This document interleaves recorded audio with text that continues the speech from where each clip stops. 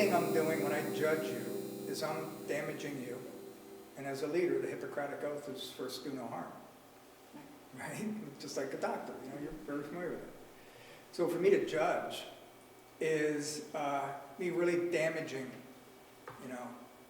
sending you a message that you're not worthy. And one of two things are going to happen to me because of that. You're either going to drop back and you're not going to contribute when I need you to contribute later down the road, because why would you? And or, could be both, you're going to get mad, and then you're going to hope something like negative happens to me. And if you see something coming along the road that you could give me a heads up that it's probably not going to work out too well for me, but I'm just going to sit and watch that shot connect. That separates me from the collective genius of the bigger now. It separates me from the energy, because I have just distanced you from, I've broken that bond. I've gone from the leader who's looking to protect and nurture and to build, etc., to being willing to throw you under the bus. So what does that make you think of me?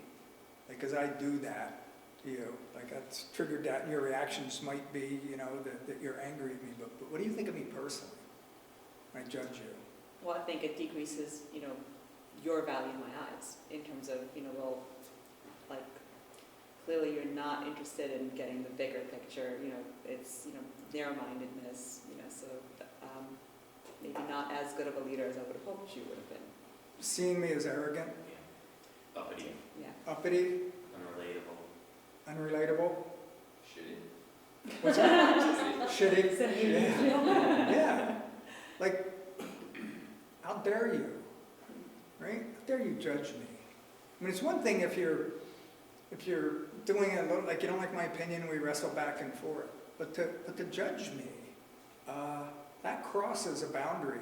It's really difficult to come back from as a conscious leader, because you're functioning in a really low level of consciousness. And as I talked about before, with those layers of consciousness, people flow up and down through them. As a leader, I'm judged on where I sit all the time. And I can be at a high level of consciousness 80% of the time and show you that I'm a low level of consciousness 20% of the time, and that's where I get graded at, largely. I'm not going to get credit for 80. I may not be considered 20, but I'll probably be hovering right somewhere in the middle, because you don't trust me and you don't know me well enough to know why I drop down. All you know is that every now and then, that guy's going to make me feel like a jerk in front of these other people. So, hey, I'm good. I'll sit in a meeting and I don't know the problem. I mean, I don't know the solution. I don't have any ideas. And I'm certainly not going to share with you some of those things that come to me through an insight, where I can't justify and prove to you how I know what I know. Or, God forbid, I'm getting a hunch that's coming from the intuitive level of thinking, because I can explain that even less. And, when I get a hunch, a lot of times what I do is just so I can get it out, because I can't explain where it's coming from. If I'm getting something intuitively, I'll tell people, I don't even know what I think about this, but this is coming to me, so I'm going to spit it out.